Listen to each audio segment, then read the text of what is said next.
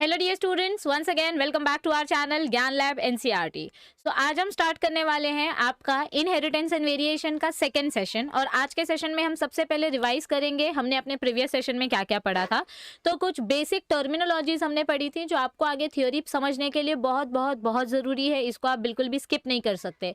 कुछ बच्चे ऐसे होते हैं ना, चलती गाड़ी में चढ़ जाते हैं, यानी कि उनको पता नहीं है पीछे कौन सा स्टेशन गया और आगे कौन सा स्टेशन आने वाला है, और फिर वो अचानक से बीच का लेक्चर अटेंड करते हैं तो उनके सर के ऊपर से सब कुछ टप्पा जाता है, यानी सब कुछ बाउंसर चला जाता है। तो प्लीज प्लीज प्लीज ये गलती इस चैप्टर में मत करना। इस चैप्टर के सारे सेशंस देखो। It is my sincere request to you all, अगर आप इस चैप्टर में स्कोर करना चाहते हैं तो, because this is the base of genetics. आगे जाके अगर आप बायोटेक्नोलॉजी इंजीनियरिंग या जेनेटिक्स या किसी भी पर्टिकुलर डीएनए के फील्ड में काम करना चाहते हैं, then you must know all the concepts related to this chapter. हमने प्रीवियस सेशन में क्या देखा था कि जीन क्या होता है। So gene is nothing but it is a part of DNA. ये देखो हमने क्या पढ़ा था कि gene is nothing but it is a small segment of DNA जिसके अंदर हमारी इंफॉर्मेशन कोडेड होती है। फिर हमने और एक चीज पढ़ी थी कि genes are always like genes contain alleles. Gene के पास क्या होते हैं? अलील्स होते हैं। और अलील्स हमेशा कैसे प्रेजेंट होते हैं? पेयर्स में प्रेजेंट होते हैं। अलील्स दो टाइप की होती हैं, एक डोमिनेंट अलील होती है और एक रिसेसिव अलील होती है। डोमिनेंट अलील जो हमेशा एक्सप्रेस होती है चाहे रिसेसिव अलील हो या ना हो, और रिसेसिव अलील जो कब एक्सप्रेस होती है? सिर्फ और सिर्फ प्योर कंडीशन में, यानी रिसेसिव यानी वीक अलील जो डोमिनेंट अलील के सामने कभी एक्सप्रेस नहीं होगा। जैसे एक बड़ा भाई और एक छोटा भाई अगर घूमने जाते हैं तो हमेशा बड़े भाई की ही चलती है, छोटा भाई होके भी ना के बराबर होता है। ये मैं आपको बस एक रैंडम एग्जांपल दे रही हूँ। आपके सामने अगर ऑप्शन रखा जाएगा कि भाई तुमको फरारी से ट्रैवल करना है या तुमको बीएसटी बस से, तो ऑब्वियसली आप फरारी सिलेक्ट करोगे। प्लीज इसको अभी जनरलाइज मत करने लग जाना। मैं एक ऐसे ही रैंडम सा एग्जांपल दे रही हूँ, समझ में आ रही है बात? तो हमने पहला टर्म देखा था gene, it is a part of DNA. Okay. फिर लोकस। लोकस मतलब क्या होता है? हर एक जीन का अपना अपना एड्रेस फिक्स होता है, हर एक जीन की लोकेशन फिक्स्ड होती है। तो ये देखो लोकस मतलब क्या होता है? Position of a gene. पूरे क्रोमोसोम में हमारा कौन सा जीन कौन से पोजीशन पे फिक्स रहेगा, क्योंकि ऐसा जरूरी नहीं है ना कि एक क्रोमोसोम पे एक ही जीन हो। एक क्रोमोसोम पे दो जीन्स भी प्रेजेंट हो सकती हैं, इधर ए जीन इधर बी जीन। सो इसीलिए हर एक जीन का लोकेशन फिक्स होता है। देखो इतना बड़ा डीएनए है, इतना बड़ा डीएनए है। यहाँ पे आपका हाइट का जीन है और इसी के बाजू में पड़ोसी में इसके आई कलर का जीन है। सो जीन का लोकेशन फिक्स होता है। एक क्रोमोसोम पे कितने भी जीन्स हो सकते हैं। ओके। फिर उसके बाद हमने नेक्स्ट टर्मिनोलॉजी देखी थी अलील्स की। Alleles is nothing but it is a part of gene, मतलब it is two genes that occupy the same position on a homologous chromosome and which cover the same character of or alternate forms of a gene। यानी कि अलील मतलब क्या होता है? It is a type of gene जो gene को express करने में हेल्प करता है। कैरेक्टर मतलब क्या होता है? It is the feature of an individual. Height की बात कर रहे हो, कलर की बात कर रहे हो, टॉलनेस की बात कर रहे हो, या आप फॉर एग्जाम्पल डोमिनेंट या रिसेसिव नेचर की बात कर रहे हो। तो कैरेक्टर मतलब क्या होता है? जैसे सिंपल एग्जाम्पल देती हूँ, आइसक्रीम फ्लेवर की अगर मैं बात कर रही हूँ तो फ्लेवर ये कैरेक्टर है। अगर मैं टेस्ट की बात कर रही हूँ तो टेस्ट ये कैरेक्टर है। मीठा खट्टा तीखा ये उसका भी सब टाइप है। तो कैरेक्टर यानी main feature of an individual, और ट्रेट मतलब कैरेक्टर का type. So trait is a variant of character. Trait अलग अलग टाइप के होते हैं। जैसे आइसक्रीम की बात की, किसी को चॉकलेट पसंद है, किसी को वेनिला पसंद है, किसी को स्ट्रॉबेरी पसंद है। बिस्किट की बात करूँ तो बिस्किट एक कैरेक्टर है, क्योंकि बिस्किट ये जनरल टर्म है। पर किसी किसी को बिस्किट में नान खटाई पसंद होती है, किसी किसी को हाइड एंड सीक पसंद होती है, किसी किसी को बोरबोन, किसी किसी को जिम जैम बिस्किट पसंद होती है। सो वो ट्रेट हो जाता है। So character is the main feature and trait is the type of a character. Then homozygous मतलब क्या होता है? Having identical genes for a particular characteristics. Homozygous यानी कि ऐसा क्रोमोसोम जहां पे दोनों क्रोमोसोम्स के ऊपर सेम जीन्स प्रेजेंट रहेंगे सेम पोजीशन पे। और हेट्रोजाइगस क्या होता है? एक जीन और दूसरा जीन मतलब अलग अलग है। जब एक ही क्रोमोसोम पे दो अलग अलग जीन्स प्रेजेंट रहते हैं तो ऐसे पर्टिकुलर क्रोमोसोम को हम हेट्रोजाइगस बोलते हैं। और जब एक ही क्रोमोसोम पे दोनों सेम जीन्स प्रेजेंट होते हैं तो इसको हम बोलते हैं homozygous. Having two different genes is heterozygous. Hetero मतलब डिफरेंट। होमोजाइगस के लिए एक नेक्स्ट वर्ड क्या है? Pure line. और हेट्रोजाइगस के लिए एक दूसरा वर्ड क्या है? हाइब्रिड। इसको प्लीज याद रखो। ओके। फिर जीनोटाइप मतलब क्या होता है? The genetic makeup of an organism, यानी कि तुमको दिखने में ये इंसान हट्टा कट्टा दिख रहा है बट क्या ये अंदर से भी उतना ही तंदुरुस्त है या सिर्फ खोखला है अंदर से? सो जीनोटाइप यानी इंटरनल डीएनए कैसा है उस ऑर्गेनिज्म का, और फिनोटाइप यानी एक्सटर्नल फीचर कैसा है। जैसे हमको बॉलीवुड के हॉलीवुड के एक्टर्स एक्ट्रेसेस कितने सुंदर दिखाई देते हैं पर मेकअप के बाद उनका अगर असली चेहरा देख लें तो हमको नींद नहीं आएगी रात भर। ऐसे मैं एक रैंडम मजाक कर रही हूँ, ठीक है, ऐसे कुछ सच नहीं होता है। Okay, I am just giving you a random example ताकि आपको इन एग्जांपल से ज्यादा रिलेटेबल टॉपिक याद रहे। सो जीनोटाइप यानी इंटरनल जेनेटिक मेकअप, फिनोटाइप यानी बाहर की वेशभूषा, बाहर का फिजिकल अपीयरेंस, मोनोहाइब्रिड क्रॉस और डाईहाइब्रिड क्रॉस हम पढ़ेंगे जब हम पढ़ेंगे स्ट्रक्चर ऑफ जीन के बारे में। तो अभी आज देखो थोड़ा सा थ्योरी कवर कर लेते हैं, हमने पूरा प्रीकैप कर लिया है। मेरी आपसे रिक्वेस्ट है कि फिर से मैं आपको बोल रही हूँ सेशन 1 जरूर देखना, उसके बाद ही ये सेशन 2 देखना। तो देखो अब यहाँ पर हमको क्या बताया गया है, have you ever wondered why an elephant always gives birth only to a baby elephant and not some other animal. सीधी सी बात है, कभी आपने सोचा है कि एलिफेंट से एलिफेंट का बच्चा ही क्यों पैदा होता है, एलिफेंट के पेट से डॉग क्यों पैदा नहीं होता, या इंसान के पेट से सांप क्यों पैदा नहीं होता, और why a mango seed forms only a mango plant, आम का सीड डालेंगे तो गन्ने का झाड़ क्यों नहीं मिलता, कभी ऐसा सोचा है? Given that they do, are the offspring identical to their parents. अब पहला क्वेश्चन ये है कि हमेशा एलिफेंट से एलिफेंट ही क्यों पैदा होता है, ह्यूमन से ह्यूमन ही क्यों पैदा होते हैं? नेचुरल कंडीशन की बात कर रही हूँ मैं। इधर तुम क्रिश 3 का एग्जांपल घुसाओगे तो वो नहीं चलेगा, वो एकदम आर्टिफिशियल जेनेटिक इंजीनियरिंग वाला एग्जांपल है। एनिमल और इंसान को मिला के कुछ तो नया ह्यूमनॉइड बना देना या ह्यूमन और एनिमल का मिक्सचर बना देना, वो बायोटेक्नोलॉजी है, वो अलग चीज है। मैं नेचुरल फिनोमिनन की बात कर रही हूँ। और समझो अगर मैं बोलती हूँ कि मैंगो प्लांट से मुझे, मतलब मैंगो की सीड से मैंगो का प्लांट ही मिला। ओके, ये पहला क्वेश्चन जो था कि मैंगो की सीड से मैंगो प्लांट क्यों मिलता है। उसके बाद दूसरा क्वेश्चन ये है कि अगर मैंगो प्लांट मिल भी रहा है तो ये जो बच्चा है क्या ये अपने पेरेंट्स से एग्जैक्टली आइडेंटिकल मिलता है? आइडेंटिकल मतलब 100% सेम टू सेम है अपने पेरेंट्स से, क्या ऐसा होता है? नहीं, ऐसा नहीं होता। अभी ह्यूमन के पेट से ह्यूमन बच्चा ही पैदा होता है, बट हम एग्जैक्टली अपने पेरेंट्स के आइडेंटिकल कॉपी नहीं होते हैं। या तो हमारी हाइट में डिफरेंस होता है, या तो हमारे बोलने चालने में डिफरेंस होता है, या तो हमारे कलर में डिफरेंस होता है, क्योंकि सेक्सुअल रिप्रोडक्शन में 2 अलग अलग पेरेंट्स के कैरेक्टर्स आते हैं और रिकॉम्बिनेशन होता है, यानी क्रॉसिंग ओवर होता है। कुछ गैमेट्स फादर के, कुछ गैमेट्स मदर के। सेल डिवीजन चैप्टर में आपने पढ़ा होगा, चियास्माटा फॉर्म होता है, क्रॉसिंग ओवर होती है और सेक्सुअल कैरेक्टर्स एक्सचेंज होते हैं। इस वजह से हम आइडेंटिकल नहीं होते। और हमेशा आपको एलिफेंट से एलिफेंट का ही बच्चा क्यों मिल रहा है? क्योंकि भाई सेक्सुअल रिप्रोडक्शन का प्रोडक्ट है ये। ओके, असेक्सुअल रिप्रोडक्शन में भी ऐसा ही होगा, अमीबा से अमीबा ही मिलेगा, अमीबा से आपको कुछ नया अलगे नहीं मिलेगा। Okay, so do they show difference in some of their characteristics? Yes. देखो, जो बच्चे अपने पेरेंट्स से पैदा होते हैं वो एग्जैक्टली आइडेंटिकल नहीं होते, तो इसका आंसर क्या आएगा? No, they are not identical. तो इसका मतलब इनमें कुछ तो डिफरेंसेस होते होंगे। यस, तो सेकंड क्वेश्चन का आंसर आएगा yes, they show differences. Have you ever wondered why siblings sometimes look so similar to each other? कभी आपने सोचा है कि 2 भाई बहन हम इतने एक दूसरे से कैसे मैच करते हैं? जैसे सिंपल एग्जांपल ले लेते हैं सैफ अली खान का। सैफ अली खान का बेटा जो है वो सेम सैफ अली खान जैसे दिखता है ऑलमोस्ट, और सैफ अली खान का बेटा और उसकी बेटी सारा अली खान, जिसकी केदारनाथ मूवी वगैरह आपने देखी होगी, तो भाई बहन दोनों एकदम सेम टू सेम दिखते हैं। तो ऐसा क्यों होता है? मैं और मेरा भाई तो हम लोग सेम नहीं दिखते, ऐसे लगता है एक को मंदिर की सीढ़ी से उठा के लाया है और एक को हॉस्पिटल से चुराया है। मैं एक एग्जाम्पल दे रही हूँ, ठीक है, ऐसा कुछ है नहीं। We are real brother sister. So have you ever wondered why siblings sometimes look so similar to each other? Siblings इतना सेम टू सेम क्यों दिखते हैं? क्योंकि भाई दोनों के पेरेंट्स कॉमन है ना। जिस पेरेंट से पहला बच्चा हुआ है उसी पेरेंट से दूसरा बच्चा हुआ है, तो पेरेंट्स के कैरेक्टर्स दोनों भाई बहनों में ऑलमोस्ट सिमिलर हैं, इस वजह से दोनों सिमिलर दिखते हैं। और समटाइम्स इवन सो डिफरेंट, जैसे अभी मैंने अपना ये एग्जांपल दिया कि हम लोग एक दूसरे से एकदम अलग अलग दिखाई देते हैं, तो उसका रीजन भी यही है, सेक्सुअल रिप्रोडक्शन, यानी कि वेरिएशन। देखो, वेरिएशन नहीं होता तो आज हमको इतनी वैरायटी देखने को नहीं मिलती। हमको सिर्फ आम आम आम आम आम के पेड़ देखने को मिलते हैं, एप्पल ट्री देखने को नहीं मिलता, ऑरेंज ट्री देखने को नहीं मिलता, गन्ने का प्लांट देखने को नहीं मिलता, अगर वेरिएशन नहीं होता तो। सो वेरिएशन भी इम्पोर्टेंट है, प्लस सिमिलैरिटीज भी इम्पोर्टेंट है। दोनों के वजह से ही हमारा सर्वाइवल पॉसिबल हो पाता है। So these are several related questions dealt with These and several related questions are dealt with scientifically in a branch of biology known as genetics. तो इन सारे सवालों का आंसर एक छोटी सी टोकरी में हमारे पास बंद है और उस फील्ड को हम बोलते हैं genetics. Genetics is nothing but it is a subject. Genetics is a subject which deals with inheritance. Inheritance मतलब क्या होता है? विरासत में आपको जो अपने पुरखों से जीन्स मिले हैं, जो डीएनए मिला है। सो इनहेरिटेंस यानी ट्रांसफर ऑफ कैरेक्टर्स।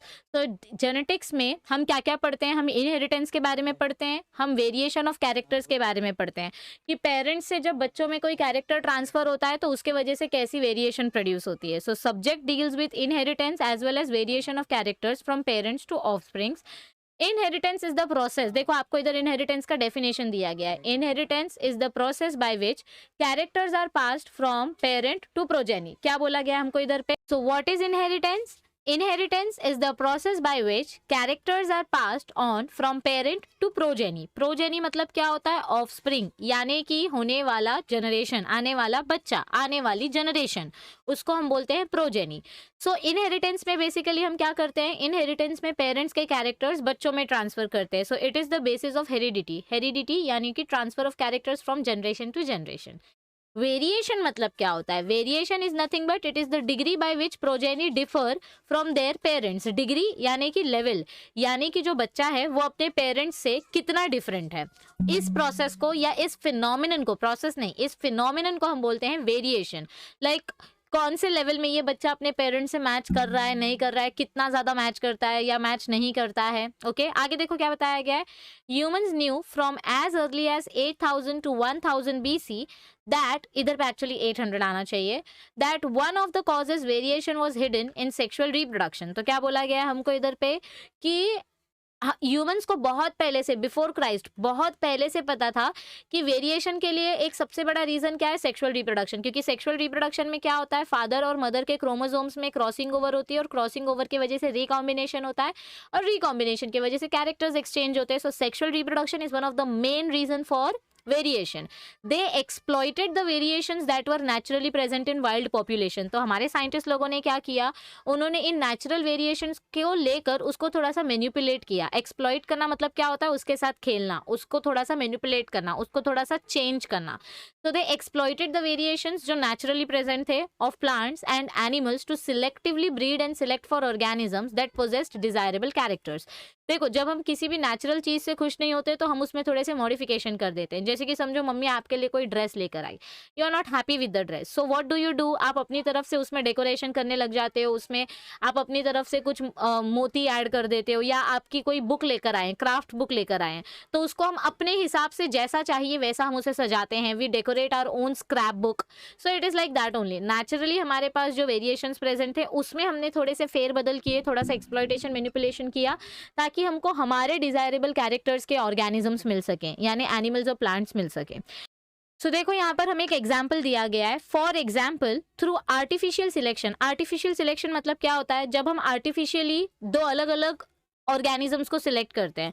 तो हमने यहाँ पर क्या किया, मतलब हमें, हमारे साइंटिस्ट ने क्या किया, उन्होंने आर्टिफिशियली काउस सिलेक्ट किए। थ्रू आर्टिफिशियल सिलेक्शन यानी हाई ब्रीड्स और हाई क्वालिटी के काउ सिलेक्ट किए। By artificial selection and domestication from ancestral wild cows, we have well-known Indian breeds। तो हमने क्या किया, हमने वाइल्ड एनिमल्स को लिया, उनको आपस में रिप्रोड्यूस कराया ताकि हमको ऐसी काउ मिले जो हमको बहुत ज़्यादा मिल्क दे।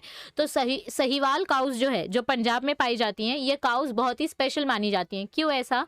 क्योंकि ये एक दिन में 12 से 15 किलो मिल्क देती हैं। अब 1 किलो मिल्क मतलब कितना होता है? 1 kg milk means 1.032 litres milk. Okay, 1 kg means 1.032 litres. Okay, so ये एक दिन में 12 से 15 किलो मिल्क देती हैं पर डे, और एक साल में 3000 से 4000 kg मिल्क देती हैं ये per year. Yes everybody, per year. Okay, और क्या खासियत है इन काउस की? देखो, यूजुअली जो नॉर्मल काउस होती हैं वो जल्दी बीमार हो जाती हैं, टिक सेंसिटिव होती हैं, यानी उनको जल्दी टिक्स का इन्फेक्शन हो जाता है, या कीड़े मकोड़े जल्दी लग जाते हैं, या वो ज़्यादा हीट नहीं झेल पाती हैं, हीट सेंसिटिव होती हैं। तो ये सहीवाल काउस कैसी थी? देवर टिक रेजिस्टेंट, मतलब इनमें जल्दी इन्फेक्शन नहीं होता था। देवर हीट रेजिस्टेंट, यानी कि इनको गर्मी जल्दी नहीं लगती थी। तो ऐसी अलग अलग क्वालिटीज़ के लिए हम क्या करते हैं? हाइब्रिडाइजेशन करते हैं। हाइब्रिडाइजेशन मतलब क्या होता है? नेचुरल वेराइटीज़ को सिलेक्ट करके उनको आपस में मैनिपुलेट करके कुछ ऐसा क्वालिटी बनाना जो हमारे लिए फायदेमंद हो। क्योंकि अल्टीमेटली हर एक साइंटिस्ट का गोल होता है कि ह्यूमंस को कैसे फायदा होना चाहिए, economically as well as naturally. मतलब इकोसिस्टम को ज्यादा हमको डैमेज नहीं करना है, बट हमारा फाइनेंशियल बेनिफिट भी होना चाहिए। ऑलवेज रिमेंबर, आगे जाके आप लोग फ्यूचर साइंटिस्ट बनने वाले हो। देखो, मैं ऐसा नहीं बोल रही हूँ कि मनी माइंडेड बनो, पर याद रखो कि आप कोई भी प्रोडक्ट बनाओगे तो उस प्रोडक्ट का अल्टीमेट फायदा क्या है? अभी आप अगर कोई ऐसी वैक्सीन बनाते हो जो लाखों रुपए की आए, तो वो तो सिर्फ 2 या 3 लोग ही अफोर्ड कर पाएंगे, या गिन चुन के 10-15 लोग अफोर्ड कर पाएंगे। लेकिन अगर आप कोई ऐसी चीज बनाते हो जो हर एक के लिए अफोर्डेबल हो, जो every citizen of the world के लिए अफोर्डेबल हो, तो यूजुअली मतलब ये कॉमन सेंस की बात है कि फिर उस वजह से आप फेमस होगे, ना कि किसी एक्सपेंसिव चीज की वजह से। तो इकोनॉमिक बेनिफिट कब होता है? जब मेजॉरिटी पॉपुलेशन उसको अफोर्ड कर सकता है। 1 या 2 जन के अफोर्डेबल की चीज अगर हम बनाएंगे तो उससे हमको फायदा नहीं होगा, क्योंकि वो प्रोडक्ट कब बिकेगा क्या पता। सो हमेशा याद रखो, from scientific point of view also humans का फायदा होना चाहिए, ऐसा कोई प्रोडक्ट बनाओ। So we must however recognise that though our ancestors knew about the inheritance. अच्छा, एंसेस्टर्स मतलब क्या होता है? एंसेस्टर्स मतलब हमारे पूर्वज, जैसे दादाजी, दादाजी के दादाजी, उनके दादाजी। सो एंसेस्टर्स यानी हमारे पूर्वज। तो हमारे एंसेस्टर्स को पहले से पता था, they knew about the inheritance of characters and variation. उनको पता था कि सेक्सुअल रिप्रोडक्शन की वजह से क्रॉसिंग ओवर होता है और कैरेक्टर्स एक्सचेंज होते हैं। They had a very little idea about the scientific basis of this phenomenon. उनको पता था कि ये क्यों हो रहा है, लेकिन ये कैसे हो रहा है वो उनको पता नहीं था। उनके पास वाई का आंसर था कि वेरिएशंस कैसे देखने को मिलता है, लेकिन उनके पास हाउ का आंसर नहीं था कि आखिर होता कैसे है। तो आए हमारे man of the hour Gregor Johann Mendel. Gregor Johann Mendel sir के बारे में जितना बोला जाए उतना कम है। एक तो सबसे वर्ल्ड फेमस एमसीक्यू जो आपके सीईटी एग्जाम में आता है, आपके नीट के एग्जाम में आता है, that is father of genetics. Who is the father of genetics? Gregor Johann Mendel. लेकिन और एक छोटा सा हिडन क्वेश्चन है जो बहुत सारे बच्चों को नहीं पता, जहां पे उनके मार्क्स कट जाते हैं, और वो है who is the father of modern genetics. अगर आपको फादर ऑफ एंशिएंट जेनेटिक्स पूछा तो आएंगे ग्रेगोर जोहान मेंडल, लेकिन अगर आपको फादर ऑफ मॉडर्न जेनेटिक्स पूछा तो वहां पर आएंगे बेटसन, और अगर आपको फादर ऑफ एक्सपेरिमेंटल जेनेटिक्स पूछा तो वहां पर आएंगे थॉमस हंट मॉर्गन, जिनको हम बोलते हैं टीएच मॉर्गन, क्योंकि इन्होंने हमको बहुत सारे अलग अलग थियोरी दी, रिकॉम्बिनेशन की, लिंकेज की, ऐसे अलग अलग प्रिंसिपल्स हमको बताए थे। So father of genetics Gregor Johann Mendel, मेरे साथ रिपीट करो, father of modern genetics Bateson and father of experimental genetics TH Morgan. Please please please note it down. अब ग्रेगोर जोहान मेंडल ने क्या किया, उसके पहले उनके बारे में थोड़ी सी हिस्ट्री जानना तो बनती है, क्योंकि भाई किसी को हम बोलते हैं फादर ऑफ जेनेटिक्स, जैसे अपने कंट्री के फादर कौन है? महात्मा गांधी। वैसे जेनेटिक्स के फादर कौन है? Gregor Johann Mendel. तो उनके बारे में थोड़ा सा बेसिक हिस्ट्री तो पता होना चाहिए ना, कि ये कहाँ से थे, कहाँ पैदा हुए, इनका एक्चुअल ऑक्यूपेशन क्या था। यूजुअली लोगों को क्या लगता है, बच्चों को लगता है कि अगर इस इंसान को बायोलॉजी में नोबेल प्राइज मिला है मतलब इसने बायोलॉजी रट ली होगी, पर यहाँ पे कुछ और ही चीज है। मैं हमेशा बच्चों को बोलती हूँ कि बायोलॉजिकल एक्सपेरिमेंट ज्यादातर नॉन बायोलॉजिकल पर्सन करता है, यानी कि ज्यादातर फिजिसिस्ट, मैथमेटिक्स, स्टैटिस्टिक्स, बायोकेमिस्ट, एक मिनट रुको, ये लोगों को ज्यादा करके बायोलॉजी में नोबेल प्राइजेस और ऐसे मतलब अलग अलग प्राइजेस मिलते हैं। मेंडल का जन्म कब हुआ था? Mendel was born in 1822 to 1884 and he was born into the family of a poor peasant farmer in Moravia, Austria. देखो, मेंडल का जन्म बेसिकली ऑस्ट्रिया में हुआ था, जो अभी जेकोस्लोवाकिया में आता है। ओके, और ये बहुत ही मतलब बेसिकली पुअर फैमिली से बिलोंग करते थे। इनके जो पेरेंट्स थे, उनके जो पेरेंट्स थे, ग्रैंड पेरेंट्स और उनके ग्रैंड पेरेंट्स, यानी अप्रोक्सीमेटली 150 ईयर्स से इनकी पूरी की पूरी फैमिली, इनका पूरा का पूरा खानदान फार्मिंग में इन्वॉल्व था, यानी कि ये फार्मिंग के एक्सपर्ट थे। But they were not very rich, थोड़े से इनका पुअर बैकग्राउंड था, और मेंडल को पढ़ने में बहुत इंटरेस्ट था। तो इन्होंने 1843 में चर्च ज्वाइन किया मॉन्क बनके। देखो, मॉन्क मतलब क्या होता है? Pardon me if I am wrong. Monk मतलब ये वो भिक्षु लोग होते हैं जिनको किसी चीज की मोह माया नहीं होती है। इनका जिंदगी का लक्ष्य एक ही होता है कि ये ह्यूमैनिटी के लिए और कम्युनिटी के लिए कैसे ज्यादा से ज्यादा सर्विस प्रोवाइड करें, मतलब इनको लालच किसी चीज का नहीं होता है। और इनको पढ़ने में बहुत इंटरेस्ट था। तो जब आप कम्युनिटी के लिए सर्व करते हो, जब आप कम्युनिटी को कोई सर्विस देते हो, तो कुछ ऑर्गेनाइजेशंस होती हैं जो आपको एजुकेशन लेने में हेल्प करती हैं। तो इन्होंने मॉन्क बन के चर्च ज्वाइन किया ताकि ये आगे पढ़ सके, और ये चर्च के लिए भी काम करते थे, प्लस इनको फार्मिंग का भी एक्सपीरियंस था। 1843 में इन्होंने चर्च ज्वाइन किया, और 1847 में ही became the head of monastery at Brunn, मतलब मॉन्क के हेड बन गई है। ओके, यानी चर्च में इनको काफी एक अच्छी पोजीशन मिल गई। In 1851 he went to the university of Vienna to study natural history and mathematics. देखो, इनकी लाइफ का गोल एकदम फिक्स था कि मुझे कुछ करना है ह्यूमंस के लिए, मुझे कुछ करना है साइंस फील्ड में। 1851 में ये नेचुरल हिस्ट्री और मैथमेटिक्स की पढ़ाई करने के लिए यूनिवर्सिटी ऑफ वियना गए। देखो, ये ग्रेट मैथमेटिशियन थे, लेकिन इनको प्राइज किस चीज की वजह से मिला? नोबेल प्राइज किस चीज के वजह से मिला? जेनेटिक्स के वजह से। तो ऐसा कभी मत सोचो कि यार मुझे बायो में इंटरेस्ट नहीं है तो आगे मैं लाइफ में उसमें कभी कुछ नहीं कर सकता। क्या पता आपको फिजिक्स में इंटरेस्ट हो और आप बायो में कुछ इन्वेंशन कर दो, तो बायो फिजिक्स के फील्ड में आपका कुछ नया नाम हो जाए। यू नेवर नो कि कब आपको आपकी लाइफ कौन से रास्ते में मोड़ दे। Life is very unpredictable, mark my words, कभी भी कुछ भी हो सकता है। So he is now known as the father of genetics. Okay, अब फादर ऑफ जेनेटिक्स ये क्यों बने, कैसे बने, क्या चीज़ थी ऐसी जिसके वजह से इनको हम फादर ऑफ जेनेटिक्स बोलते हैं, और इन्होंने मैथमेटिक्स की पढ़ाई करके भी कैसे बायोलॉजी में एक्सपेरिमेंट्स प्रूव किया, चलो इनकी जर्नी देखते हैं। सो अभी बेसिकली आपको पता ही है कि मेंडल ने कौन सा प्लांट यूज़ किया था, 10वीं से आप पढ़ते आ रहे हो, 11वीं में भी आपने पढ़ा था। मेंडल ने बहुत ही वर्ल्ड फेमस प्लांट यूज़ किया था, पीसम सटाइवम, जो हम मैगी में डाल के खाते हैं, हरी मटर यानी हरा वटाना, मुझे तो बहुत पसंद है। ओके, उसके बिना मुझे मैगी एकदम फीकी फीकी सी लगती है। So Pisum sativum, Pisum sativum, Pisum sativum green pea plant है। क्यों सिलेक्ट किया इन्होंने Pisum sativum, let us see reasons for selection of pea. तो ये यहाँ पे हमको 6 रीजंस दिए गए हैं, कुछ 5 से 6 रीजंस दिए गए हैं, लेट अस सी। पहला रीजन क्या है, इजीली अवेलेबल, भैया बहुत इजीली अवेलेबल है, इसके लिए कोई स्पेसिफिक क्लाइमेटिक कंडीशंस की जरूरत नहीं पड़ती है, आप इसको किसी भी टाइप की सॉइल में आसानी से ग्रो कर सकते हैं। सो इसका पहला रीजन था that it is easily available. दूसरा रीजन क्या था इसका, शॉर्ट लाइफ स्पैन। देखो अगर आप एलिफेंट के ऊपर एक्सपेरिमेंट करने जाओगे तो समझो अगर आपने किसी मदर एलिफेंट में कोई जेनेटिक चेंजेस किए, अब उसका बच्चा पैदा होने के लिए 2 साल लगेगा, यानी 22 मंथ्स का जेस्टेशन पीरियड होता है एलिफेंट्स का। ह्यूमंस का जेस्टेशन पीरियड 9 मंथ्स का होता है। तो वो रिजल्ट चेक करने के लिए आपको सालों साल वेट करना पड़ेगा, क्योंकि ह्यूमन पैदा होगा, फिर बड़ा होगा, फिर आपको पता चलेगा कि आपने जो एक्सपेरिमेंट किया था, आपने जो डीएनए में चेंजेस किए थे, वो हुआ या नहीं हुआ। तो humans and animals we are very bad experimental tools. Okay, experimental models, हम जल्दी अच्छे एक्सपेरिमेंटल मॉडल साबित नहीं होते हैं। हम ज़्यादातर ऐसे ऑर्गेनिज्म सेलेक्ट करते हैं जो फट से रिप्रोड्यूस करे, फट से डिवाइड हो, जिसका लाइफ स्पैन बहुत छोटा हो। तो साइंटिस्ट का, आप आगे बायोटेक्नोलॉजी वगैरह वाले चैप्टर्स में पढ़ोगे कि साइंटिस्ट का सबसे फेवरेट ऑर्गेनिज्म कौन सा है। जब भी बात करते हैं हम एक्सपेरिमेंटल मॉडल की, ई कोलाई, क्योंकि ई कोलाई मात्र 20 मिनट्स में रिप्रोड्यूस हो जाता है। तो आपका जो भी रिजल्ट आना है आपको 20 मिनट में पता चल जाएगा। जैसे 2 मिनट में मैगी बनती है, 20 मिनट में आपको आपके जेनेटिक्स का रिजल्ट पता चल जाता है। ओके, लेकिन उस टाइम पे माइक्रोस्कोपी इतनी डेवलप नहीं थी या इतनी अपॉर्चुनिटीज नहीं थी, और मेंडल को माइक्रोस्कोपी के बारे में भी इतना आइडिया नहीं था, because he was from a mathematics background, but उनको खेती बाड़ी करना बहुत अच्छे से आता था। तो जो लोग बोलते हैं ना कि किसान होके क्या कर लोगे, बहुत गवार होते हैं, जो लोग ऐसा बोलते हैं वो गवार होते हैं। क्योंकि देखो मेंडल एक किसान होकर, एक मैथमेटिशियन होकर, उन्होंने जेनेटिक्स की स्टडी में, जेनेटिक्स की फील्ड में कितना बड़ा योगदान दिया है। सो पहला रीजन था कि पीसम सटाइवम बहुत इजीली अवेलेबल होता है, उसके लिए ज्यादा क्लाइमेटिक कंडीशंस या कुछ ऐसे फैक्टर्स मैटर नहीं करते।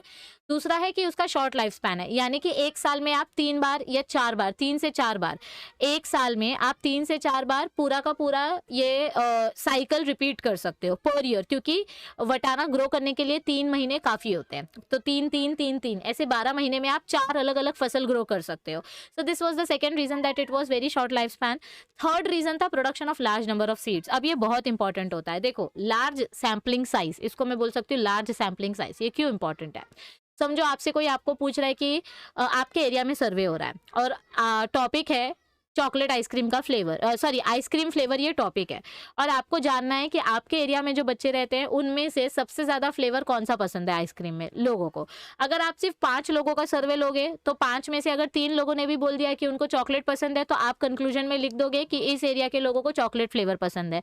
लेकिन आपने तो सिर्फ 5 लोगों का ही सर्वे लिया और पॉपुलेशन में तो 500 लोग रहते हैं, तो ये कंक्लूजन आपका रॉन्ग साबित हो जाएगा। हाँ, अगर आप 400 लोगों का सर्वे लेते हो और 400 में से 300 लोग या 350 लोग अगर आपको बोलते हैं कि मुझे चॉकलेट फ्लेवर पसंद है, तो आप 10-20 लोगों का सर्वे इग्नोर कर सकते हो। लेकिन अगर आप गिने चुने लोगों का सर्वे लोगे और उसके बेसिस पे कंक्लूजन दोगे तो वो एक्सेप्टेबल नहीं होता है।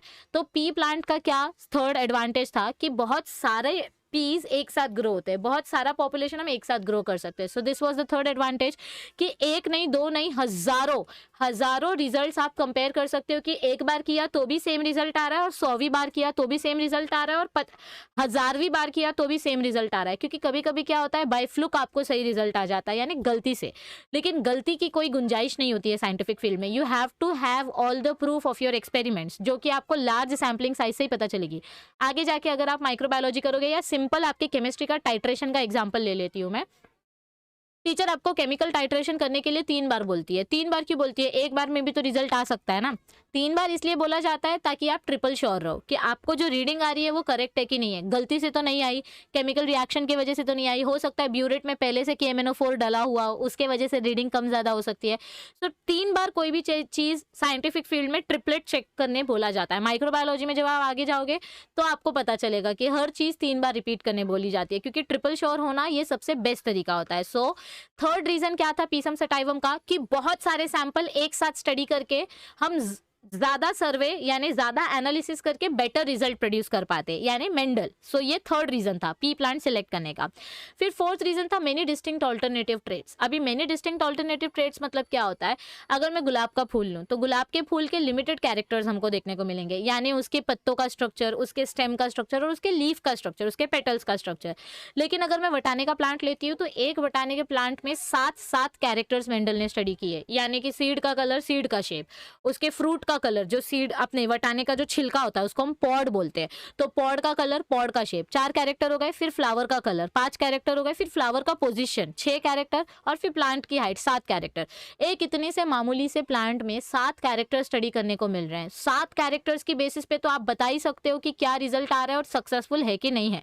इतना सा प्लांट है, उसमें हम 7 अलग अलग कैरेक्टर्स पढ़ रहे हैं। जितनी ज्यादा वेराइटी उतनी ज्यादा श्योरिटी। आप अगर समझो कल को गाड़ियां खरीदने जा रहे हो, कल को आप बिलियनियर बन के आप गाड़ियां खरीदने जा रहे हो, तो आपके पास जितने ऑप्शंस रहेंगे उतना आपको चूज करने में मदद होगी। हालांकि ज्यादा ऑप्शंस देख के हम कंफ्यूज हो जाते हैं, लेकिन यार इमेजिन करो आप करोड़ों की इन्वेस्टमेंट कर रहे हो, मालूम पड़ा आपको बेस्ट डील बताई नहीं गई थी, छुपा के रखी थी, फिर गुस्सा आएगा ना, यार इसके बारे में तो मुझे पता ही नहीं था, पता होता तो मैं तो यही सिलेक्ट करता। सो इसीलिए मेनी डिस्टिंक्ट कैरेक्टर्स हमको देखने को मिले पी में, जिसकी मदद से हमारा रिजल्ट और बेटर हमने कंफर्म कर पाए। So this was one of the next reason. फिर उसके बाद आता है artificially it can cross pollinate. Artificially it can cross pollinate मतलब क्या होता है? देखो बेसिकली आपका जो पी है ये एक सेल्फ पॉलिनेटिंग प्लांट है। क्या है? ये एक सेल्फ पॉलिनेटिंग प्लांट है, यानी कि सदियों से ये बर्ड पॉलिनेशन दिखाते आ रहा है। बर्ड पॉलिनेशन हमने पढ़ा था ना प्लांट रिप्रोडक्शन वाले चैप्टर में, क्लिस्टोगेमस पॉलिनेशन या क्लिस्टोगेमस फ्लावर्स जो होते हैं ये बर्ड की कंडीशन में ही आपस में सेल्फ पॉलिनेशन कर लेते हैं, यानी कि इनका जो स्टिग्मा होता है, फ्लावर ओपन होने से पहले ही इसका जो एंथर है वो अपने पोलन ग्रेन्स को स्टिग्मा के ऊपर डाल देता है, अंदर ही अंदर ये लोग सेल्फ पॉलिनेशन कर लेते हैं और ट्रू प्लांट्स बनाते हैं, यानी कि एक दूसरे की डिट्टो जेरोक्स कॉपी बनाते हैं। ट्रू ब्रीडिंग प्लांट्स हमको मिलते हैं सेल्फ पॉलिनेशन की वजह से। लेकिन मेंडल ने क्या किया? उस बर्ड को मैच्योर होने से पहले ओपन कर दिया। बर्ड को ओपन करके उन्होंने इसमें से एंथर रिमूव कर दिया, ठीक है, ये जो एंथर है इस एंथर को इमैस्कुलेट कर दिया। हमने पढ़ा था ना आर्टिफिशियल हाइब्रिडाइजेशन, इस एंथर को फोर्सेप की मदद से रिमूव कर देना और फिर दूसरा फोर्सेप दूसरा एंथर लेके उसके पोलन ग्रेन को यहाँ पे लाकर डालना। तो इससे आप आर्टिफिशियल हाइब्रिडाइजेशन करके भी देख सकते हो कि वेरिएशन कैसा कैसा देखने को मिल रहा है, कितनी वैरायटी के वटाने मिल सकते हैं। क्योंकि अब तक जो वटाने मिल रहे थे वो एकदम प्योर थे, क्योंकि हमारा वटाना सेल्फ पॉलिनेशन करता है, लेकिन मेंडल ने इसमें आर्टिफिशियल पॉलिनेशन करके भी हमको अलग अलग रिजल्ट्स दिए। फिर 6th रीजन था सेल्फ पॉलिनेशन, ये तो पहले ही हमने देख लिया। ओके, सो ये इतने सारे वाइड वेराइटीज, इतने सारे ऑप्शंस अगर मिल रहे हैं तो भैया हम क्यों सिलेक्ट करेंगे आम का पेड़? हम तो वटाना ही सिलेक्ट करेंगे ना, 6 कैरेक्टरिस्टिक्स हमको मिल रही हैं। सो इसीलिए मेंडल ने वटाने का प्लांट सिलेक्ट किया। ये क्वेश्चन आपको 2 से 3 मार्क्स के लिए आता है, why Mendel selected pea plant for his experiment. तो चलो थोड़ा सा इससे रिलेटेड थ्योरी देख लेते हैं। Okay, it was Mendel's laws of inheritance के बारे में हमको बेसिक इंट्रोडक्शन क्या दिया है? It was during the mid 19th century यानी 1850s के around that headway was made in the understanding of inheritance. Headway मतलब क्या होता है? एक रास्ता बनाना। मतलब अब हम थोड़ा थोड़ा इनहेरिटेंस की तरफ बढ़ रहे थे, अब हम थोड़ा थोड़ा साइंटिफिक लॉजिक घुसाना स्टार्ट कर रहे थे कि ये ऑर्गेनिज्म सेम क्यों नहीं दिखाई देते, वेरिएशन कैसे आता है। Gregor Mendel conducted hybridization experiments on garden peas for 7 years। Hybridization experiment मतलब क्या होता है? आप बर्ड में से बर्ड को ओपन करते हो, उसका स्टिग्मा उसमें ही रहने देते हो, पर उसका एंथर आप रिमूव कर देते हो और कोई दूसरे प्लांट का एंथर आप इसमें क्रॉस पॉलिनेट करते हो, इसको हाइब्रिडाइजेशन बोलते हैं। सो कंटिन्यू 7 years तक मेंडल ने हाइब्रिडाइजेशन किया, यानी उन्होंने एक्सपेरिमेंट करना स्टार्ट किया 1856 से और करते रहे 1863 तक। जब उनके पास 7 साल तक ये एक्सपेरिमेंट कर करके बहुत अच्छा सा डेटा जमा हो गया, तब उन्होंने डिसाइड किया कि चलो अब मैं अपना पेपर पब्लिश करने के लिए रेडी हूं, अब मैं लोगों को बताने के लिए रेडी हूं कि मैंने क्या नई इन्वेंशन की है, क्या नया खोज किया है। So he proposed the laws of inheritance in living organism. तो अपने एक्सपेरिमेंट्स के बेसिस पे मेंडल ने हमको अलग अलग लॉज दिए इनहेरिटेंस के, जैसे law of dominance, law of independent assortment, जो हम आगे पढ़ेंगे। ड्यूरिंग मेंडल्स इन्वेस्टिगेशंस, मतलब जब मेंडल ये सब रिसर्च कर रहे थे इनहेरिटेंस के बारे में, इनहेरिटेंस के पैटर्न के बारे में, सबसे पहली बार उन्होंने मैथमेटिकल और स्टैटिस्टिकल एनालिसिस का लॉजिक घुसाया था इसमें. So during Mendel's investigation into inheritance pattern, it was for the first time that statistical analysis and mathematical logic were applied to problems in biology. इसके पहले, मेंडल के पहले, कभी किसी ने बायोलॉजी में मैथ्स घुसाने की कोशिश नहीं की थी. जैसे आप टैली करते हो ना कि मुझे इतने इतने रिजल्ट्स आए पॉजिटिव, इतने इतने रिजल्ट्स आए नेगेटिव, तो ये स्टैटिस्टिक्स हमेशा याद रखो बच्चा, नंबर में जब आप गिनती रखते हो ना, that is always more reliable. मतलब जब आप मैथमेटिकल फॉर्म में कोई चीज को कैलकुलेट करते हो तो वो प्रूव करना ज्यादा पॉसिबल होता है as compare to imaginary explanation. So Mendel ने फर्स्ट टाइम, ये फर्स्ट ऐसे साइंटिस्ट थे, क्योंकि इन्होंने अपनी पूरी पढ़ाई मैथमेटिक्स में की थी पर इनको फार्मिंग का एक्सपीरियंस था और इनको थोड़ा बहुत बायोलॉजी में इंटरेस्ट था. तो मेंडल ऐसे फर्स्ट साइंटिस्ट थे जिन्होंने स्टैटिस्टिकल एनालिसिस और मैथमेटिकल लॉजिक यूज किया. हालांकि इसकी वजह से उनको बहुत ज्यादा प्रॉब्लम्स फेस करनी पड़ी. ओके, हिज एक्सपेरिमेंट्स, उसके बारे में आगे बढ़ेंगे. So his experiments had a large sampling size. देखो इनके एक्सपेरिमेंट्स में क्या क्या था, हमने इधर पे जो ये पॉइंट्स देखे ना कि मेंडल ने पी प्लांट क्यों सिलेक्ट किया, क्योंकि पी प्लांट की मदद से उनको लार्ज सैम्पलिंग साइज मिलती थी, जिसकी वजह से उनका रिजल्ट ज्यादा रिलायबल, ज्यादा क्रेडिटेबल हो जाता था. क्रेडिबिलिटी मतलब क्या होती है, अभी जैसे 500 लोग हैं पर आपने सिर्फ 5 लोगों का सर्वे लिया है तो ये काउंट नहीं होगा, क्योंकि 5 लोग के भरोसे हम 500 लोगों का जजमेंट थोड़ी पास कर सकते हैं. अब जैसे ये 5 लोग बोलेंगे हमको वेज खाना पसंद है, तो आप ऐसा थोड़ी बोल सकते हो कि इस पूरे एरिया के लोगों को वेज खाना पसंद है. हो सकता है 495 लोगों को नॉन वेज पसंद हो, तो हम गिने चुने 2-4 लोगों का सर्वे लेके कुछ भी कंक्लूजन नहीं निकाल सकते. इसीलिए मेंडल ने लार्ज सैम्पलिंग साइज के ऊपर एक्सपेरिमेंट किया, जिसके वजह से उनको जो डेटा मिला वो ज्यादा क्रेडिटेबल था, यानी कि ज्यादा रिलायबल था, ज्यादा भरोसेमंद था. Also the confirmation of his inferences. Inferences मतलब क्या होता है, कंक्लूजन, जो भी कंक्लूजन वो निकालते थे. आप जैसे टाइट्रेशन का एक्सपेरिमेंट करते हो तो लास्ट में बताते हो ना कि इस पर्टिकुलर केमिकल का रीडिंग है 8.4, तो वैसे उन्होंने जो एक्सपेरिमेंट किया उसका उन्होंने जो कंक्लूजन दिया from experiments on successive generation. Successive generation मतलब क्या होता है, बैक टू बैक, एक जनरेशन से दूसरा, एक जनरेशन मिला, इसमें एक्सपेरिमेंट किया तो नेक्स्ट जनरेशन मिला, फिर उसमें एक्सपेरिमेंट किया तो थर्ड जनरेशन मिला, तो बैक टू बैक ये हर एक जनरेशन में एक्सपेरिमेंट करते थे.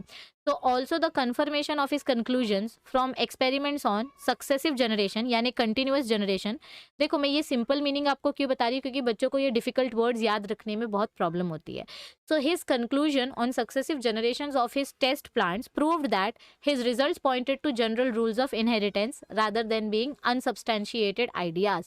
मतलब इनके मैथमेटिक्स के वजह से और इनके एक्सपेरिमेंट्स के वजह से ये प्रूव हुआ कि इनहेरिटेंस सेक्सुअल रिप्रोडक्शन के वजह से आपको वेरिएशन देता है, और ये सिर्फ एक दिमाग में पकी हुई खिचड़ी नहीं थी, इसका उनके पास डेटा था, इसका उनके पास कैलकुलेटेड प्रूफ था, ना कि कोई imagination. So it was not an imagination. Unsubstantiated ideas मतलब क्या होता है, इमेजिनरी आइडियाज. तो इट वाज नॉट इमेजिनेशन, उनके पास प्रूफ था. ही कलेक्टेड मैथमेटिकल डेटा.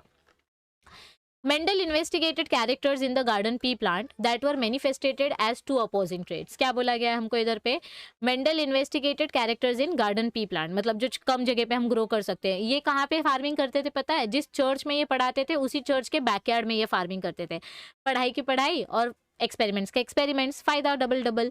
तो मेंडल ने गार्डन पी प्लांट में एक्सपेरिमेंट किया, और उन्होंने गार्डन पी प्लांट ही क्यों सिलेक्ट किया, क्योंकि इसमें हमको एक कैरेक्टर के दो ट्रेड्स देखने को मिलते थे. जैसे अगर मैं हाइट की बात करूं तो 2 ट्रेड्स, टॉल और डॉर्फ. अगर मैं कलर की बात करूं तो व्हाइट और पर्पल. अगर मैं सीड के शेप की बात करूं तो राउंड और रिंकल्ड. मतलब 7 कैरेक्टर के दो वेराइटी, यानी 14 ट्रेड्स. सो मेंडल ने जो प्लांट सिलेक्ट किया था उसमें हमको हर एक कैरेक्टर के लिए 2 अपोजिट ट्रेड्स देखने को मिलते थे, जैसे tall, dwarf, yellow, green etcetera.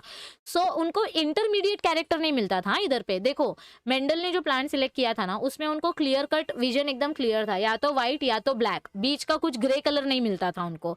जो इंटरमीडिएट कैरेक्टर्स होते हैं, जैसे आप बोलोगे मैम हमने व्हाइट फ्लावर और रेड फ्लावर को मिक्स किया तो हमको पिंक पिंक फ्लावर मिला। ये इंटरमीडिएट कैरेक्टर को हम ब्लेंडिंग इनहेरिटेंस बोलते हैं।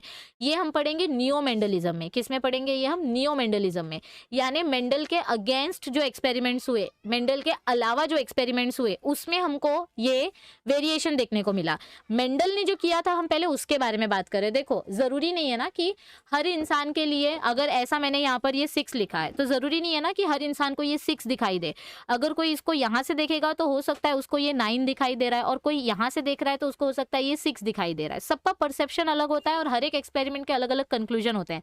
बट इसका मतलब ये भी नहीं है कि दोनों रॉन्ग है या दोनों राइट है। मतलब दोनों रॉन्ग है या कोई एक ही राइट है। दोनों भी राइट हो सकते हैं। इसको ये 9 दिखाई दे रहा है, इसको ये 6 दिखाई दे रहा है, कोई गलत नहीं है। दोनों अपने अपने हिसाब से सही है, क्योंकि दोनों ने प्रूफ दिया है। साइंस में हर एक चीज एक्सेप्ट कर ली जाती है अगर आपके पास उसका प्रूफ है तो। ओके, लॉजिकल प्रूफ, हाँ, कुछ भी अनचमन नहीं। ओके, तो देखो इधर क्या दिया गया है। This allowed him to set up a basic framework of rules governing inheritance, which was expanded on by later scientists to account for all the diverse natural observations and complexity inherent in them.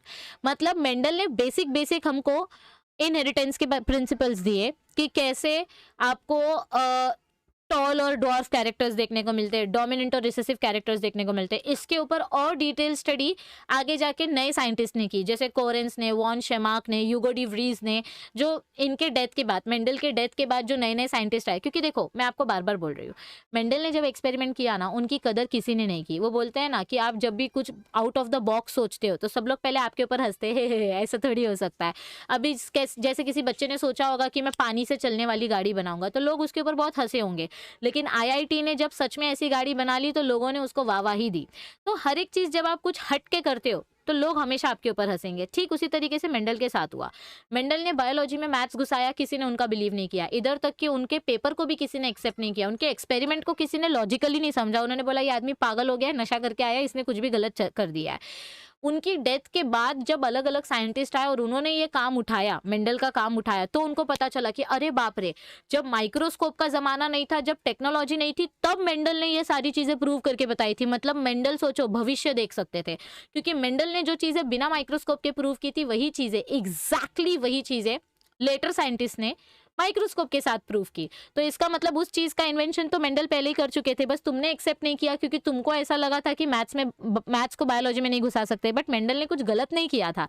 वो बोलते हैं ना कि मुझे नहीं accept करने का है, वो मेरी प्रॉब्लम है क्योंकि मुझे उस चीज का नॉलेज नहीं है। बट मेंडल ने गलत किया ऐसा नहीं है, बट ये बाद में समझ आया, उनकी डेथ के बाद ये समझ में आया। Okay, Mendel conducted such artificial pollination, cross-pollination experiments using several true breeding pea lines. मतलब क्या बोला गया हमको इधर पे, मेंडल ने ये आर्टिफिशियल प्लांट्स किस में किया? ट्रू ब्रीडिंग पी लाइन्स में। ट्रू ब्रीडिंग पी लाइन्स मतलब क्या होते हैं? जैसे सदियों से पी प्लांट सेल्फ पॉलिनेशन कर रहा था, यानी कि अगर टॉल प्लांट मिल रहे हैं तो वो ओरिजिनल टॉल प्लांट होंगे, यानी कि उनका दोनों भी अलील कैपिटल टी होगा। ये कैपिटल स्मॉल कब यूज करते हैं इसके बारे में मैं आगे बताऊंगी। मतलब देखो, सेल्फ पॉलिनेशन होता है तो सेल्फ पॉलिनेशन में आपको हमेशा पेरेंट्स का डिट्टो कॉपी मिलता है ऑफस्प्रिंग में। पेरेंट्स जैसे हैं उसका डिट्टो कॉपी आपको ऑफस्प्रिंग में देखने को मिलता है। So a true breeding line is one that having undergone continuous self pollination shows stable trait inheritance and expression for several generations. तो क्या बोला गया हमको इधर पे? ट्रू ब्रीडिंग प्लांट मतलब क्या होता है, या ट्रू ब्रीडिंग लाइन मतलब क्या होती है? जब एक ही जनरेशन बार बार कंटिन्यू सेल्फ पॉलिनेशन कर रही है। जैसे समझो आपने एक पी प्लांट लिया, इसके आपने सीड्स लिए।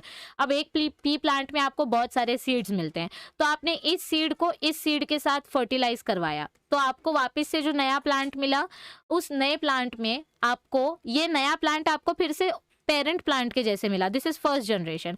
अब इसमें से जो आपको सीड्स मिली हैं, आप इन सीड्स को वापस से आपस में फर्टिलाइजेशन करा रहे हो, सेल्फ पॉलिनेशन करा रहे हो, बाहर से कुछ ला ही नहीं रहे हो। तो अब इन पीस के वजह से वापस से जो हमको नया प्लांट मिला, ये वापस अपने पेरेंट के जैसे दिखाई देगा, यानी it will be similar to the first generation, पर ये है सेकेंड जनरेशन। तो इसको हम बोलते हैं ट्रू लाइन, ट्रू ब्रीडिंग। क्या बोलते हैं इसको हम? True breeding line. यानी आप आर्टिफिशियल हाइब्रिडाइजेशन इसमें नहीं घुसा रहे हो, आप सेल्फ पॉलिनेशन कर रहे हो। लेकिन मेंडल ने क्या किया? उन्होंने इस चेन को तोड़ा। उन्होंने ट्रू ब्रीडिंग करने की जगह उन्होंने यहाँ पर आर्टिफिशियल हाइब्रिडाइजेशन किया। यानी यहाँ पे जो एक सीड है वो सीड ली उन्होंने, और उन्होंने एक दूसरी प्लांट की दूसरी सीड ले ली, मतलब वटाने का ही प्लांट लिया लेकिन दूसरे वैरायटी का लिया, और इसको साथ में फ्यूज किया, तो उनको कुछ हट के रिजल्ट देखने को मिला। सो मेंडल ने आर्टिफिशियल क्रॉस पॉलिनेशन करना स्टार्ट किया। Mendel selected 14 true breeding plant varieties. देखो इनिशियली क्या होता है, जैसे कि समझो आपको अगर बोला गया है कि अपने मन का प्रोजेक्ट टॉपिक सिलेक्ट करो, आपको प्रेजेंटेशन देना है, साइंस एग्जीबिशन है, आप अपने मन का प्रोजेक्ट टॉपिक सिलेक्ट करो। आप सिलेक्ट करते हो बहुत सारे टॉपिक, मैं नॉइस पोल्यूशन पे बनाऊंगा, मैं वाटर पोल्यूशन पे बनाऊंगा, मैं कोरोना वायरस के ऊपर बनाऊंगा, मैं पोलन ग्रेन के ऊपर बनाऊंगा, मैं साइंस वरदान या अभिशाप यानी ब्लेसिंग और कर्स, मैं इस टॉपिक पे एक्सपेरिमेंट करूंगा, या मैं हार्ट का सर्कुलेशन बताऊंगा, मैं किडनी का सर्कुलेशन बताऊंगा। आप 50-100 बहुत सारे टॉपिक सेलेक्ट करके आते हो, आप उस पर काम करना स्टार्ट करते हो, उसकी इन्फॉर्मेशन ढूंढना स्टार्ट करते हो, तो आपका सर ऐसे खुजाने लग जाता है, यार इसके बारे में इतना इन्फॉर्मेशन है, इसके बारे में इतना इन्फॉर्मेशन है, लेकिन अपने को प्रोजेक्ट कल ही सबमिट करने का है। तो आपने बहुत सारे टॉपिक सिलेक्ट किए, लेकिन आप उसमें से सिलेक्ट करते हो सिर्फ 1 या 2 टॉपिक, करेक्ट। तो वैसे ही इनिशियली मेंडल ने क्या किया, उन्होंने 30 अलग अलग वैरायटी सिलेक्ट की, वटाने की 30 अलग अलग वैरायटी सिलेक्ट की, छोटी मोटी बड़ी आड़ी टेढ़ी अलग अलग 33 वैरायटीज उन्होंने सिलेक्ट की। 33 वैरायटीज के बारे में पढ़ते पढ़ते, मतलब उसके साथ एक्सपेरिमेंट करते करते उनको ऐसा लगा इसमें से कुछ वैरायटीज बार बार सेम रिजल्ट दे रही, मतलब मजा नहीं आ रहा, तो उन्होंने 33 वैरायटीज को हटाया। उसमें से उन्होंने स्पेसिफिकली, जैसे जब आप किसी कंपटीशन में जाते हो तो फर्स्ट राउंड सेकंड राउंड होता है, आप पहले ऑडिशन राउंड लेते हो, ऑडिशन राउंड में सब लोग ऑडिशन देने आते हैं, फिर उसमें से आप कुछ लोगों को फिल्टर कर देते हो, सिर्फ कुछ ही लोगों को सिलेक्ट करते हो। तो मेंडल ने क्या किया, इनिशियली उन्होंने 33 वैरायटी सिलेक्ट की थी, सेकेंड टाइम उन्होंने 24, इसमें से 24 वैरायटी सिलेक्ट करके निकाली, और फिर इसमें से भी जब उन्होंने एक्सपेरिमेंट किया तो उनको ऐसा लगा कि यार इसमें से सिर्फ 14 वैरायटीज काम की हैं, बाकी 10 वैरायटी को जाने दो, वो इतने खास रिजल्ट नहीं दे रहे हैं। तो मेंडल ने finally 14 true breeding variety select की। So Mendel selected 14 true breeding pea plant varieties as pairs. 14 variety as pair, मतलब ये 14 वेराइटी पेयर में थी, 1 1 2 2 3 3, तो टोटल कितने पेयर्स हो गए, सॉरी 1 2 3 4 5 6 ऐसे, ठीक है। सो टोटल कितने पेयर्स हो गए, टोटल पेयर हो जाएंगे 7 पेयर्स यानी कि 14 variety, okay. So some of the contrasting traits selected were smooth और रिंकल्ड सीड्स, येलो और ग्रीन सीड्स, इन्फ्लेटेड और कंस्ट्रिक्टेड। मतलब मेंडल ने जो 7 अलग अलग वेराइटी सिलेक्ट की, या बेसिकली मैं बोलूं मेंडल ने जो 14 वेराइटी सिलेक्ट की, 7 पेयर्स ऑफ वेराइटी जो उन्होंने सिलेक्ट की, वो कौन सी थी, वो थी ये वेराइटीज। यस, मतलब समझो पहले तो मेंडल ने प्लांट की हाइट देखी, स्टेम की हाइट देखी, तो स्टेम की हाइट की 2 वेराइटी उनको मिली, एक टॉल और एक डॉर्फ। फिर उन्होंने फ्लावर कलर देखा, तो उनको 2 कलर के प्लांट मिले, कुछ प्लांट में वायलेट कलर के फ्लावर थे, कुछ प्लांट में व्हाइट कलर के फ्लावर थे। फिर उन्होंने फ्लावर की पोजीशन देखी, तो कुछ फ्लावर्स में एक्सियल पोजीशन था, मतलब ये हो जाएगा अपना 3, ये हो जाएगा अपना 4। कुछ फ्लावर्स का एक्सियल पोजीशन था, कुछ फ्लावर्स का टर्मिनल पोजीशन था। एक्सियल क्या होता है, टर्मिनल क्या होता है, मैं बताती हूँ। देखो एक्सियल मतलब क्या होता है, जब आपका फ्लावर स्टेम और लीफ के बीच में ग्रो होता है, यानी कि समझो ये आपकी स्टेम है, ये आपकी लीफ है, और यहाँ पे आपका फ्लावर ग्रो हो रहा है, इसको हम बोलते हैं एक्सियल। और टर्मिनल मतलब क्या होता है, जो आपके स्टेम के एकदम टिप पे ग्रो होता है, इसके आगे प्लांट की ग्रोथ नहीं बढ़ सकती, यानी इधर पे ही प्लांट ग्रो हो गया, अब स्टेम को जगह ही नहीं है ग्रो होने के लिए, तो ये प्लांट छोटा रह जाएगा, इसकी हाइट ज्यादा नहीं बढ़ेगी। सो ये टर्मिनल प्लांट होता है, टर्मिनल यानी एंड पे फ्लावर ग्रो होना। फिर उन्होंने कुछ वटाने का प्लांट देखा, उसका फ्रूट, पॉड मतलब क्या होता है, फ्रूट यानी वटाने की जो फल्ली होती है, जो उसका छिलका होता है, उसको हम पॉड बोलते हैं। तो उन्होंने कुछ देखा कि कुछ वटाने का पॉड इन्फ्लेटेड होता है, इन्फ्लेटेड यानी स्ट्रेट फ्रेश कड़क कड़क, और कुछ वटाने का पॉड एकदम कंस्ट्रिक्ट हो जाता है, एकदम ऐसे चिंगुड़ मिंगुड़ जाता है, बाहर का छिलका एकदम ऐसे सिकुड़ जाता है, श्रिंक हो जाता है। सो ये हो गया 7, ये हो गया 8 वेराइटी। फिर पॉड कलर, उन्होंने देखा कि कुछ वटाने एकदम फ्रेश ग्रीन है, और कुछ वटाने एकदम सूख गए, येलो कलर के हो गए। फिर उन्होंने देखा अंदर के सीड का शेप, अंदर का सीड का शेप, अगर अच्छा वटाना है, फ्रेश वटाना है, तो राउंड राउंड शेप है, और अगर वटाना सूख गया है तो वो कैसे, उसके ऊपर पपड़ी जम जाती है, रिंकल हो जाता है सीड। और लास्ट में उन्होंने सीड का कलर देखा कि कुछ वटाने की सीड मस्त ताज़ा येलो कलर की, और कुछ वटाने ग्रीन कलर के, डोमिनेंट वाले येलो कलर के, रिसेसिव वाले ग्रीन।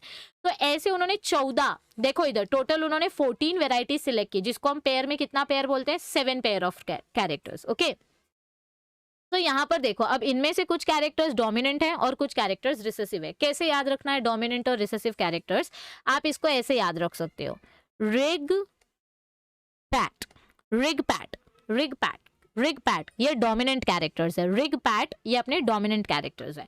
सो बेसिकली ये देखो, S square, P square, F square, P, S square P square F square P, ऐसे आप याद रख सकते हो। Seed shape, seed colour, pod shape, pod colour, flower location and plant का साइज। ओके, या तो फिर आप इस P को इधर पे घुसा दो और यहाँ पे लिख दो P cube, S square P cube F square, जैसे आपको याद रखना है, ठीक है। अब इसमें से ना बच्चों को याद रखने में डिफिकल्टी होती है कि इसमें से डोमिनेंट कैरेक्टर्स कौन से और रिसेसिव कैरेक्टर्स कौन से हैं, इसीलिए मैंने आपको ये छोटा सा शॉर्ट फॉर्म बताया, रिग पैट। अगर आप एस स्क्वायर की बात कर रहे हो तो सीड शेप, सीड कलर, तो सीड शेप, सीड अच्छा वटाना कैसे कलर का, कैसे शेप का होता है, ताजा वटाना राउंड शेप का होता है, मस्त एकदम स्मूथ बॉल के जैसा, यानी कि सीड का शेप डोमिनेंट कौन सा होगा, राउंड वाला, सो आर फॉर राउंड। और अगर रिंकल्ड है यानी कि अगर वो सीड चुंगड़ू मुंगड़ू है तो वो है उसका रिसेसिव कैरेक्टर। फिर सेकंड आता है सीड का कलर। अभी देखो, आप बोलोगे मैम हमने कभी येलो कलर का वटाना देखा ही नहीं है, वो तो सूख जाने के बाद वटाना येलो कलर का दिखता है, बट एक्चुअली बेटा वो इस वजह से है क्योंकि हम जन्मों से, मतलब हम सालों से हरा वटाना खाते आ रहे हैं, हमारी पुश्तें हरे वटाने खाती आ रही हैं। बट एक्चुअली अगर आप कभी येलो वटाने की सीड को, येलो सीड को अगर आप ग्रीन सीड के साथ क्रॉस करके देखो तो आपको रिजल्ट में डोमिनेंट कैरेक्टर हमेशा येलो दिखाई देगा। ये एक्सपेरिमेंटली प्रूवन है। देखो, जरूरी नहीं है ना कि सालों सालों से हम जो चीज करते आ रहे हैं वही सही हो सकता है कि सालों से गलत प्रथा चली आ रही है। तो डोमिनेंट कैरेक्टर सीड का येलो कलर होता है और रिसेसिव कैरेक्टर ग्रीन कलर होता है। अब जस्ट बिकॉज सबको ग्रीन वटाना दिखने में अच्छा लगता है इसीलिए सब लोग ग्रीन कलर का ज्यादा खाते हैं, लेकिन उसका डोमिनेंट कलर येलो है, ये एक्सपेरिमेंटली प्रूवन है, इसीलिए मैंने इधर रिग पैट लिखा है, ठीक है। सो राउंड शेप यानी डोमिनेंट शेप, येलो कलर यानी डोमिनेंट कलर। उसके बाद आता है देखो S square P square F square P। सो अब P स्क्वायर आएगा, P यानी पॉड शेप, पॉड कलर। सो पहले आ जाता है पॉड शेप। शेप यानी कि सीड अपने वटाने का बाहर का छिलका, अगर फ्रेश वटाना है तो कड़क छिलका रहेगा। अभी मेरे घर पे वटाना खत्म हो गया, नहीं तो मैं आपको बताती। इन्फ्लेटेड मतलब क्या होता है, मस्त ऐसे फुगा फुगा सा। सो इन्फ्लेटेड यानी पॉड शेप, और कंस्ट्रिक्टेड यानी सिकुड़ जाता है, श्रिंक हो जाता है, सो दैट इज कंस्ट्रिक्टेड। तो अगर आप ये निमोनिक याद रखोगे ना बेटा, आपको ऑटोमेटिकली डोमिनेंट कैरेक्टर्स याद रहेंगे। फिर उसके बाद आता है पॉड का कलर। ताजा वटाना कैसे पहचानते हैं, अगर उसका छिलका ग्रीन कलर का है तो वटाना ताजा है, और छिलका येलो कलर का हो गया है मतलब वटाना काफी पुराना हो गया है। देखो, आप बोलोगे मैम येलो वटाने के अंदर येलो दाना देखने को मिलता है, ये पुराना वटाना है। मैं आपको फ्रेश वटाने के सीड के कलर की बात कर रही हूँ। डोमिनेंट कलर कौन सा है, येलो कलर है, और छिलके का डोमिनेंट कलर कौन सा है, ग्रीन कलर है। प्लीज ये देखो, अच्छे से कंफ्यूज मत होना, ओके। ओके, अब फ्लावर कलर की बात करते हैं। मुझे नहीं पता कितने लोगों ने वटाने का फ्लावर देखा या नहीं देखा है, बट देखना जरूर। फ्लावर के कलर की अगर हम बात करें तो आपको ज्यादातर पर्पल कलर्स डोमिनेंट मिलते हैं, ज्यादातर मतलब देखने को भी पर्पल कलर मिलते हैं, और पर्पल कलर डोमिनेंट कलर है, और व्हाइट कलर ये उसका रिसेसिव कलर है, ओके। और फ्लावर का लोकेशन अगर हम देखें तो हमको ज्यादा पॉपुलेशन में कैसे फ्लावर्स देखने को मिलेंगे, जो ऐसे स्टेम और लीफ के बीच में होते हैं। टर्मिनल फ्लावर्स देखने को नहीं मिलेंगे, स्टेम और लीफ के बीच वाले एक्सियल फ्लावर्स ज्यादा देखने को मिलेंगे। इसके वजह से टर्मिनल एंड की ग्रोथ होती रहती है। तो जो फ्लावर्स जैसे एक्सिलरी फ्लावर्स होते हैं उनकी प्लांट की ग्रोथ काफी बढ़ जाती है, तो प्लांट का साइज कैसा होगा, डोमिनेंट, टॉल। और जिन फ्लावर्स के टर्मिनल पे ही फ्लावर, जिन प्लांट के टर्मिनल पे ही फ्लावर ग्रो हो जाता है तो इनकी हाइट ब्लॉक हो जाती है। हाइट ब्लॉक होने की वजह से ये प्लांट छोटे रह जाते हैं, तो डॉर्फ ये इसका रिसेसिव कैरेक्टर है, ओके। सो अगर आपको याद रखना है डोमिनेंट कैरेक्टर्स तो आप कैसे याद रख सकते हो, रिग पैट, round, yellow, inflated green, purple, axial and tall, ऐसे आप याद रख सकते हो। These are the dominant characters of a plant, okay, of a pea plant. देखो, ये अपना डोमिनेंट सीड कलर है, येलो कलर का सीड। मैं आपको बार बार बोल रही हूँ, आपने हरा वटाना खाया इसका मतलब हरा वटाना डोमिनेंट है, ऐसा नहीं है। वटाने की actual dominant seed yellow breed है, ओके, ऑल राइट। तो डोमिनेंट ट्रेट्स हमको इधर पे बताए गए हैं आपके टेक्स्ट बुक में जो दी गए। अभी एक और चीज जो यहाँ पे जानना जरूरी है वो है ये कि वटाने के प्लांट में वैसे तो 7 क्रोमोसोम्स होते हैं, वटाने के प्लांट में टोटल 7 क्रोमोसोम्स होते हैं, लेकिन मेंडल ने इसमें से सिर्फ 4 क्रोमोसोम्स की स्टडी की। Chromosome number 1, chromosome number 4, chromosome number 5 and chromosome number 7। ऐसा क्यों? बाकी के क्रोमोसोम्स में कोई जीन नहीं है क्या मैम? बाकी के क्रोमोसोम्स में कोई कैरेक्टर नहीं है क्या? है, बाकी के क्रोमोसोम्स में भी कैरेक्टर है। जैसे कि यहाँ पे समझो लीफ का कैरेक्टर हो सकता है, कहीं पे आपकी लीफ हेरी होगी या नहीं होगी उसका कैरेक्टर हो सकता है, अलग अलग रूट कैसी होगी, रूट का शेप कैसा होगा उसका कैरेक्टर हो सकता है। हम कौन से क्रोमोसोम्स पढ़ रहे हैं? हम वो क्रोमोसोम्स पढ़ रहे हैं जो मेंडल ने सिलेक्ट किए थे। मेंडल ने 7 कैरेक्टर सिलेक्ट किए थे और वो 7 कैरेक्टर हमको सिर्फ 4 क्रोमोसोम्स में देखने को मिले। पी प्लांट में टोटल 7 क्रोमोसोम्स होते हैं, पी प्लांट में टोटल 7 क्रोमोसोम्स होते हैं, एन मतलब नंबर नंबर ऑफ क्रोमोसोम। उसमें से भी मेंडल ने सिर्फ 4 क्रोमोसोम की स्टडी की, क्योंकि मेंडल ने जो 7 कैरेक्टर्स देखे थे, ये 7 कैरेक्टर्स उनको 4 क्रोमोसोम्स में देखने को मिले। Chromosome number 1, chromosome number 4, chromosome number 5 and chromosome number 7। अभी देखो क्रोमोसोम नंबर 1 पे उनको 2 कैरेक्टर देखने को मिले, एक फ्लावर का कलर, एक सीड का कलर। तो जैसे फर्स्ट क्लास सेकंड क्लास होता है ना, फर्स्ट क्रोमोसोम पे ही 2 कैरेक्टर देखने को मिला, फर्स्ट क्लास और ये सेकंड क्लास की सीड, यानी flower colour, seed colour, colour FCSC। उसके बाद सेकंड और थर्ड क्रोमोसोम का कुछ स्टडी नहीं किया मेंडल ने, उन्होंने डायरेक्ट क्रोमोसोम नंबर 4 का स्टडी किया। तो पहले क्रोमोसोम नंबर 5 देखो, क्रोमोसोम नंबर 5 को हिंदी में हम बोलते हैं 5, पॉड कलर का प और 5 का प। तो आप ऐसे याद रख सकते हो कि पॉड का कलर 5वें क्रोमोसोम पे था। और लास्ट में आता है अपना 7। सो 7 का स और seed shape SS, seed shape double स, तो ये आ जाएगा अपने 7th क्रोमोसोम पे। अब बाकी बचा पॉड शेप, प्लांट हाइट और फ्लावर पोजीशन, ये तीनों कैरेक्टर्स हमने देखे 4थे क्रोमोसोम पे। सो सबसे ज्यादा आपका नीट का क्वेश्चन आता है कि सबसे ज्यादा कैरेक्टर्स पी प्लांट के कौन से क्रोमोसोम में पाए जाते थे, तो क्रोमोसोम नंबर 4 पे सबसे ज्यादा कैरेक्टर्स पाए गए थे, जिसके ऊपर मेंडल ने स्टडी की थी। मैं बार बार बोल रही हूँ, बाकी के क्रोमोसोम्स में भी कैरेक्टर्स थे, लेकिन वो स्टडी मेंडल ने नहीं की। मेंडल ने सिर्फ 7 कैरेक्टर स्टडी की, जिसके बेसिस पे उन्होंने हमको इनहेरिटेंस समझाया, जेनेटिक्स समझाया। और वो क्रोमोसोम्स कौन से थे? 1 4 5 7, 1 4 5 7, जिसमें से सबसे ज्यादा कैरेक्टर्स थे क्रोमोसोम नंबर 4 पे। Yes everybody, okay. सो अभी इसके बाद वाले टॉपिक में हम क्या देखेंगे कि मेंडल का एक्सपेरिमेंट फ्लॉप क्यों हुआ, मतलब उस एक्सपेरिमेंट उनका सक्सेसफुल था, लेकिन साइंटिस्ट ने उनका एक्सपेरिमेंट एक्सेप्ट क्यों नहीं किया, उनकी डेथ के बाद ही ये एक्सपेरिमेंट क्यों एक्सेप्ट हुआ, कौन से साइंटिस्ट आए जिन्होंने मेंडल के एक्सपेरिमेंट को एक्सेप्ट करने में मदद की, मोनोहाइब्रिड क्रॉस क्या होता है, डाई हाइब्रिड क्रॉस क्या होता है, ये सारी चीजें हम अपने नेक्स्ट क्लास में कवर करेंगे। आज के लिए आपको मुझे बताना था मेंडल्स लॉज ऑफ इनहेरिटेंस का बेसिक इंट्रोडक्शन। वीडियो को एटलीस्ट 2 बार देखना, फर्स्ट वीडियो नहीं देखा है तो फर्स्ट वीडियो पहले देख लेना, आपको टर्मिनोलॉजीज अच्छे से आनी चाहिए, मेरी आपसे रिक्वेस्ट है, तभी आपको आगे का सेशन समझ में आएगा। अब इसके बाद वाले जो सेशन होंगे थोड़े से लंबे होंगे, so have patience while watching the session and watch the session in speed of 1.25 अगर आपको ज्यादा बोर होता है तो। और याद रखो, अभी तक हम जो भी कवर कर रहे हैं सब थ्योरी है। थ्योरी को याद रखने का एक ही तरीका होता है, लिखो, खुद के नोट्स बनाओ, उसके अलावा उसका कोई शॉर्ट फॉर्म नहीं है। ओके चलो, आई होप आपको ये सेशन पढ़ने में मजा आया होगा और समझ में आया होगा। वीडियो अच्छी लगे तो लाइक कर देना, फ्रेंड्स के साथ शेयर कर देना, और चैनल पे न्यू हो तो चैनल को सब्सक्राइब कर देना। मिलते हैं जल्दी, bye bye everybody, all the best, take care, see you soon, thank you.